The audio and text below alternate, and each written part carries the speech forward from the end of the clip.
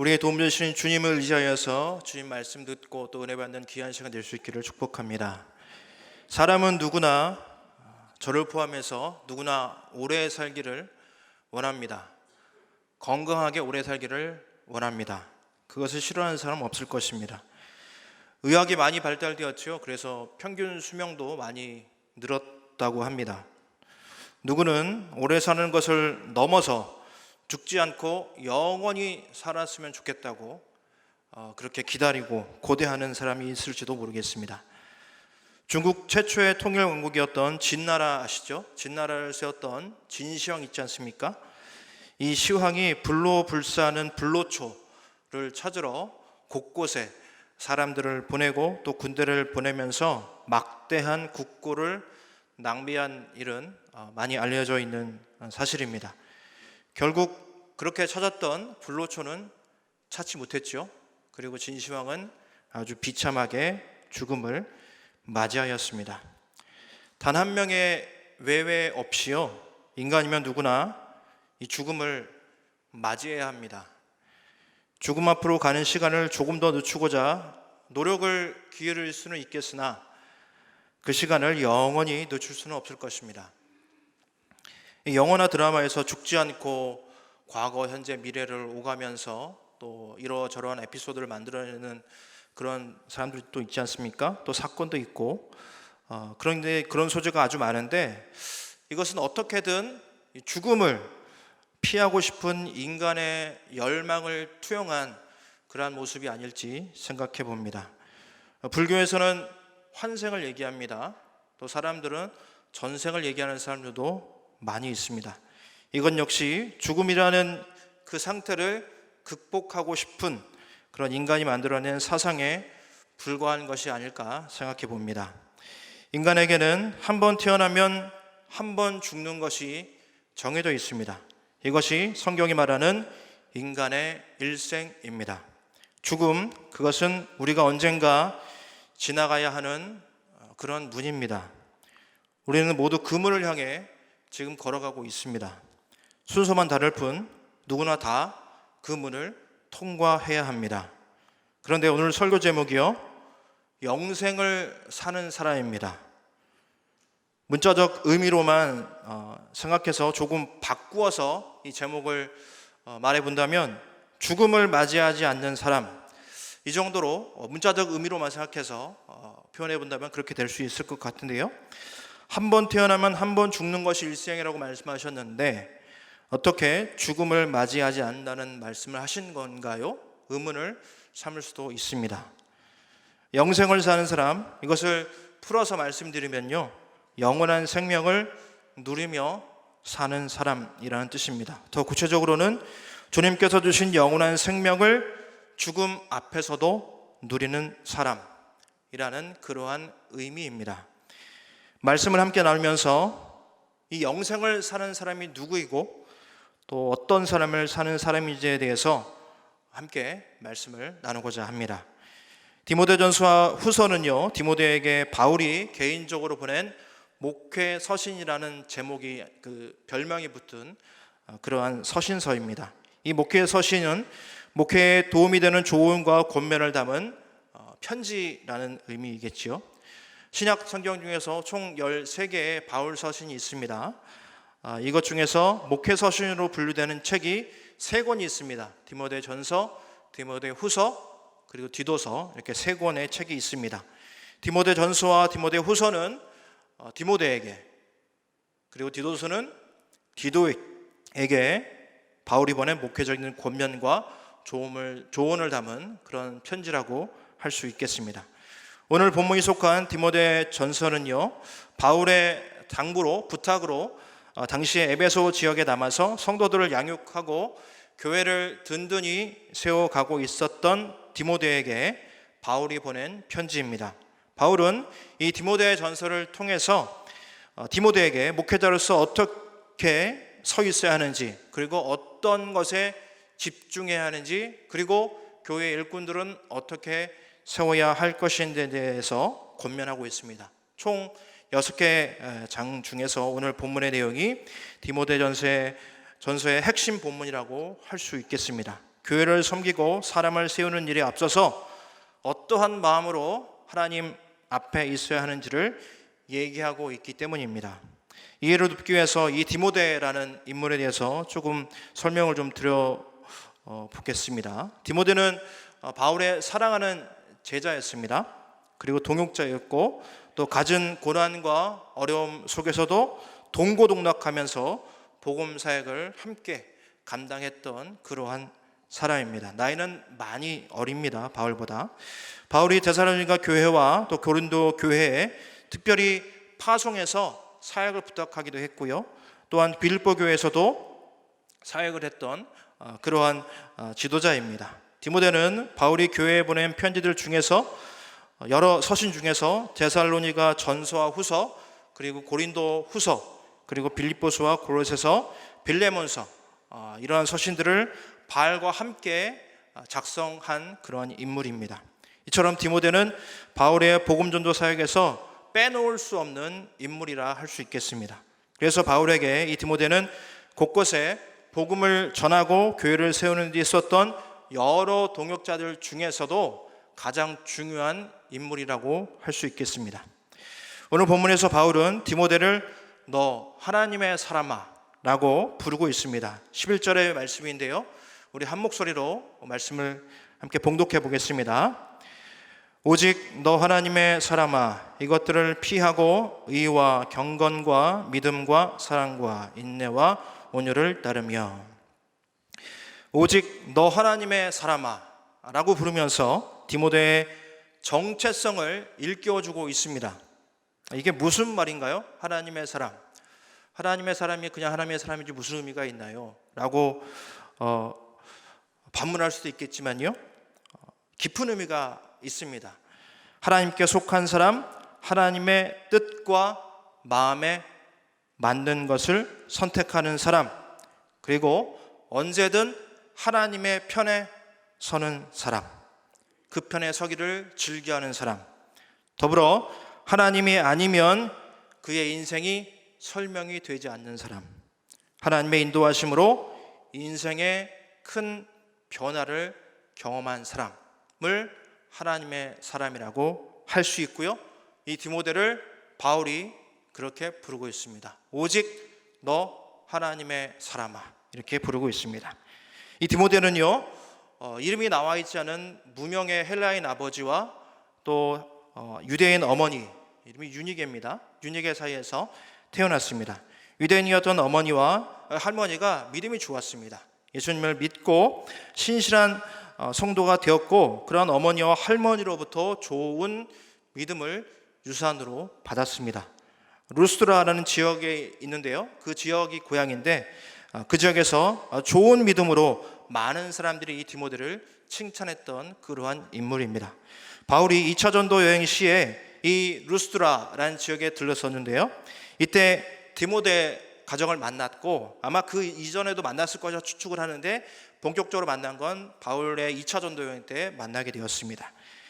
이때 디모데에 대한 소문을 듣고 이 디모데의 성정을 보고 이 어린 디모데를 전도 여행의 일원으로 발탁하게 됩니다. 디모데와 그의 어머니는 하나님에 대한 믿음이 없었다면 함께 전도 여행의 일원이 되자라는 그런 바울의 제안에 쉽게 응할 수 없었을 것입니다. 갖은 고난과 어려움이 기다리고 있는 전도 여행 길인데 그냥 기본적으로 여행이 아니고 죽음의 위협도 도사리고 있는 그런 여행길인데, 또 나이도 연소한 그러한 아들을 어머니가 어찌 보낼 수 있겠습니까? 아무리 전도자 바울의 제안이라 하더라도 그러한 여행길에 선뜻 보낼 수 없었을 것입니다. 디모데는 하나님의 뜻과 마음에 맞는 사람으로, 그리고 하나님의 편에 서기를 즐겨하는 사람으로서 하나님이 인도하시는 곳에 제가 가겠습니다, 그렇게 마음을 두었습니다. 그래서 연소한 나이에도 불구하고 바울과 함께 험난한 전도 여행길에 그때부터 나서게 되었습니다.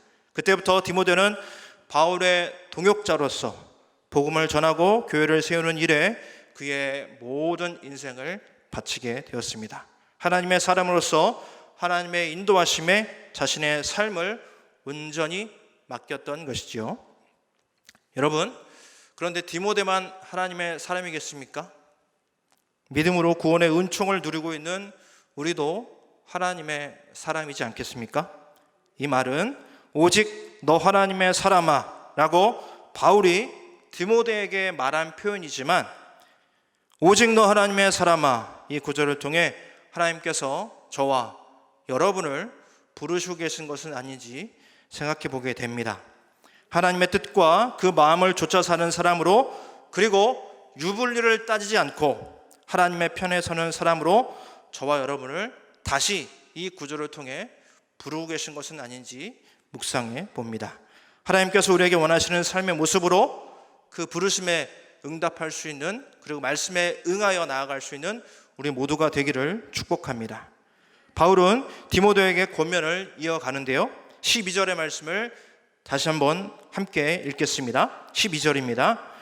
믿음의 선한 싸움을 싸우라, 영생을 취하라.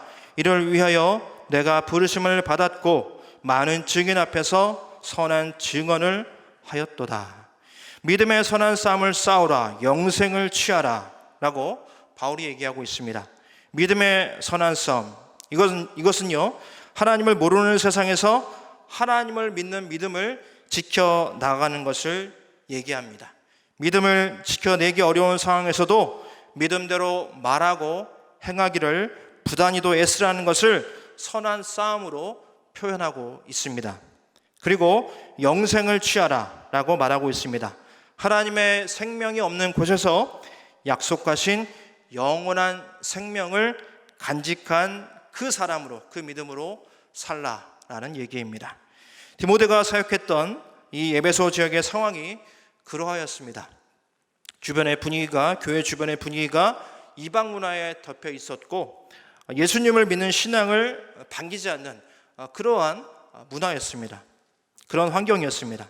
바울의 전도로 세워진 에베소 교회가 든든하게 계속해서 세워져 가는 데 있어서 꼭 필요한 권면이었습니다. 마치 오늘날 우리네 교회가 마주하고 있는 상황과 유사한 것 같습니다. 이전에 교회는요, 세상에 칭찬을 받는 교회였습니다. 어두운 세상을 밝히는 빛으로, 절망으로 가득한 이 세상의 희망으로 사람들이 괜찮게 봐주었던 바로 우리네 교회가 아니었나 돌아보게 됩니다. 교회, 너희가 희망이 되어서 이 세상을 조금 더 좋은 세상으로 만들어줘. 이런 희망을 우리 교회에 걸고 있지 않았을까 생각해 봅니다. 그러나 요즘에는 안타깝게도 사람들이 그렇게 봐주지 않는 것 같습니다. 세상에서 비춰지는 성도들의 모습이 뭔가 세상 사람들과 구별된 모습이 아니기 때문입니다. 똑같이 불법을 저지르고 똑같이 세속적인 가치에 머물러 살아가는 모습이었습니다. 세상이나 교회나 차이를 느끼지 못하였습니다. 교회를 다니는 사람이나 안 다니는 사람이나 차이가 나지 않았습니다. 사람들은 점점 교회를 향한 희망을 접기 시작했습니다. 이제는 교회를 향한 날선 비판과 증오와 오해가 그 사람들의 마음을 채우고 있는 것은 아닌지 생각해 봅니다. 물론 사람들의 가치관도 변하고 사회도 많은 발전이 있었기에 교회를 바라보는 시각에도 변화가 있었을 것입니다. 그런데 확실한 것은요, 그동안 우리 교회가 사회의 세상의 대안 공동체로서 그 역할과 기능을 제대로 보여주지 못했다는 사실입니다. 변화하는 세상과 이 사회를 품지 못했고, 변화하는 세상과 사회에서 빛과 소금의 역할을 제대로 감당해내지 못했습니다. 우리의 신앙은 교회 안에서만 머물러 있는 신앙이 되었고요, 일상에서 보여지지 않는 신앙이 되었습니다. 개인을 구원하신 은총의 빛과 그 기쁨이 교회 밖으로 나가지 못하게 되었습니다. 그렇게 시간은 흘러왔고, 코로나19 팬데믹의 상황을 지나가면서 세상은 교회에 대해서 점점 비우호적인 분위기로 바뀌어져 가고 있는 것 같습니다. 여러분, 어떻게 해야 되겠습니까? 여러분, 우리는 무엇을 해야 되겠습니까? 영원한 생명의 주님께서 주신 구원의 은총이 나를 통해, 그리고 우리 모두를 통해 세상에 흘러갈 수 있도록 그 길을 만들어야 합니다. 영생의 기쁨이 나의 일상에서도 전해지고 나누어져야 합니다. 나에게만 좋은 곳으로 그치지 않고 나를 통해 세상으로 전해져야 한다는 얘기입니다. 우리 모두가, 교회는 물론이요, 일상에서도 영생을 살아내는 사람들이 되어야 합니다. 이 영생을 살아낸다 하는 것은요, 구원의 은총을 주신 하나님을 바라보면서 오늘의 어려움과 아픔을 이겨내는 것을 얘기합니다. 요한복음에서는 이 영원한 생명, 영생에 대해서 아주 다각도로 말씀을 하고 있는데요, 조금 구절이 좀 되어졌게 되는데요, 함께 말씀을 좀 살펴보고 다시 말씀을 전하겠습니다. 요한복음 17장 3절입니다. 제가 읽겠습니다. 영생은 곧 유일하신 참 하나님과 그가 보내신 자 예수 그리스도를 아는 것이니이다. 6장 40절입니다. 내 아버지의 뜻은 아들을 보고 믿는 자마다 영생을 얻는 이것이니. 47절입니다. 진실로 진실로 너에게 이르노니 믿는 자는 영생을 가졌나니. 54절입니다. 내 살을 먹고 내 피를 마시는 자는 영생을 가졌고 마지막 날에 내가 그를 다시 살리리니. 마지막 10장 28절입니다. 내가 그들에게 영생을 주노니 영원히 멸망하지 아니할 것이요 또 그들을 내 손에서 빼앗을 자가 없느니라. 영생, 즉 이 영원한 생명은 우리가 죽음 이후에 가게 될 그 하늘나라에서 영원히 사는 것, 이것만을 의미하지 않습니다. 그것은 영생의 30%만 해당되는 그런 의미입니다. 영생은 십자가를 지신 예수 그리스도를 나의 구주와 주님으로 모시고 구원의 은총을 입은 대로 살아가는 오늘 나의 삶의 그 자리에서부터 시작되는 것입니다. 영생은 창조주 하나님의 전능하심을 믿고 또 의지하면서 그의 구원의 능력을 신뢰하면서 나와 우리의 삶을 아름답게 만들어가는 바로 그 일상에서부터 시작되어야 하는 것입니다. 우리가 천국 가서 그때부터 누리는 것이 아니라 지금 우리의 삶에서 바로 지금 이 순간부터 나의 믿음을 통해 누리고 나누어져야 하는 것이 바로 영생의 은혜인 것입니다. 그래서 영생을 사는 사람, 이 사람은요, 하나님을 믿는 믿음으로 승리하는 사람이며 땅을 딛고 살지만 온 우주의 하나님을 바라보는 그러한 사람입니다. 나의 이 믿음으로 내 주변의 사람들도 하나님의 은혜 가운데, 하나님의 그 은혜 가운데 들어가도록 나의 말과 나의 행동과 나의 삶의 태도를 통해서 그것을 만들어가는 사람이 바로 영생을 사는 사람인 것입니다. 본문의 15절과 16절 말씀 함께 저희가 한 목소리로 읽어보겠습니다. 기약이 이르면 하나님의 그의 나타나심을 보이시리니 하나님은 복되시고 유일하신 주권자이시며 만왕의 왕이시며 만주의 주시요 오직 그에게만 죽지 아니함이 있고 가까이 가지 못할 빛에 거하시고 어떤 사람도 보지 못하였고 또 볼 수 없는 이시니 그에게 존귀와 영원한 권능을 돌릴지어다. 아멘. 하나님은 우리 눈에 보이지 않으시지요? 그러나 우리 가운데 분명히 좌정하시고 임재하고 계십니다. 지금 이 자리에 성령으로 함께 하고 계십니다. 우리가 사는 그 세상, 이 세상이 그냥 저절로 움직여가는 것 같지만 세상을 주관하시고 계신 분은 바로 우리 창조주 하나님이십니다. 영생을 사는 사람은 이 세상을 주관하신 하나님이 분명히 계시고 기약이 이르면 하나님의 그 일하심을 나타내 보이실 것이란 믿음으로 사는 사람입니다. 그 믿음이 있기에 어려운 상황 중에도 하나님을 예배하는 것이며 하나님께 경배와 찬양을 올려드릴 수 있는 것입니다. 세상은 생명의 소멸을 향해 나아갑니다. 여러분, 발전하고 있지만 생명을 살려내는 그 방향으로 가고 있지 않습니다. 생명의 소명을 위해 달려갑니다. 그렇지만 하나님은 생명의 소생을 위해 우리를 사용하십니다. 우리 교회를 사용하십니다. 하나님 안에는 생명의 소멸, 곧 죽음이 없기 때문입니다. 또한 하나님은 우리가 가까이 범접하지 못하는 그 빛에 거하고 계시지만 그 빛을 우리에게 비추시고 다시 그 빛을 우리가 세상을 향해 비출 것을 간절히 원하고 계십니다.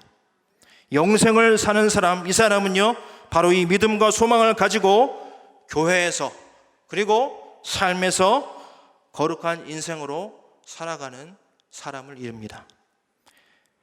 그는 내 앞에 누가 있든지 그리고 어떤 상황이 나를 향해 달려오든지 그것에 영향받지 않습니다. 그는 하나님 안에서 그리고 하나님 앞에서 영생을 누리고 그것을 살아내기 때문입니다.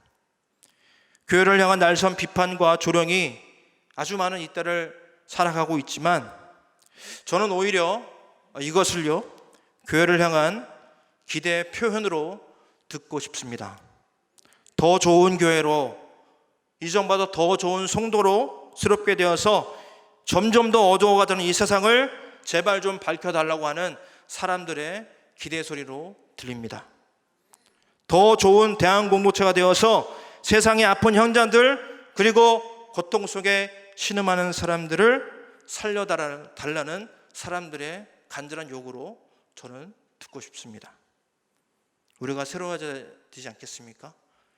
영생을 사는 사람으로, 그 신앙으로 새로워질 수 있기를 축복합니다. 우리의 신앙이, 나의 신앙이 영생을 사는 사람, 이 신앙으로 된다면 가능합니다. 우리의 신앙이 영생을 사는 사람의 신앙, 즉 언제 어디서나 하나님을 바라보며 믿음으로 승리하는 사람의 신앙이 된다면, 그래서 우리의 일상을 거룩한 신앙의 현장으로 바꿔갈 수 있다면 우리 교회는 다시 회복될 수 있을 것입니다. 이제 말씀을 정리합니다. 바울이 디모데에게 전한 권면을 통해서 우리는 오늘을 사는 믿음과 신앙을 돌아봅니다. 영생은 창조주 하나님의 전능하심을 믿고 의지하면서 그의 구원의 능력을 또한 신뢰하고 나와 우리의 삶을 아름답게 만들어가는 바로 일상에서부터 시작되는 것입니다. 영생은 우리가 죽은 다음에 가는 하늘나라에서 시작되는 것이 아닙니다. 믿음으로 살기 시작하는 그 시점부터 바로 나로부터 영생이 시작되는 것입니다. 영생을 살아야 되는 것은 구원의 은총을 주신 그 하나님을 바라보면서 오늘 내 삶의 어려움과 아픔을 이겨내는 것입니다. 영생을 사는 신앙은 언제 어디서나 그 하나님 바라보면서 믿음으로 승리하는 그 사람의 신앙인 것입니다. 사랑하는 성도 여러분, 우리 모두 영생을 사는 신앙을 회복합시다. 그래서 이 세상에 빛을 비추고 희망을 전해주는 성도, 그리고 우리 교회가, 우리 동순교회가 되었으면 좋겠습니다. 바로 오늘부터, 지금 이 순간부터 나의 삶의 자리에서부터, 나의 삶의 자리가 작고 초라할지라도 바로 그곳에서부터, 내가 믿음으로 걸어가는 바로 그 자리에서부터 영생을 살아내는 좋은 신앙인들, 하나님의 기쁨이 되는 모든 이들이 다 되시기를 주님의 이름으로 축복합니다. 기도하겠습니다. 하나님 아버지, 영생을 살아내는 좋은 믿음의 신앙인들 다 될 수 있도록 주님 인도하여 주시고, 우리를 통하여 세상에 빛을 비추어 주시고 세상을 살려내는 그 일에 우리 모두가 힘내어 달려갈 수 있도록 주님 인도하여 주시옵소서. 오늘 나의 삶의 그 자리에서부터 시작되는 영생으로 사는 사람의 신앙을 회복시켜 주시옵소서. 감사합니다. 예수님의 이름으로 기도드리옵나이다. 아멘.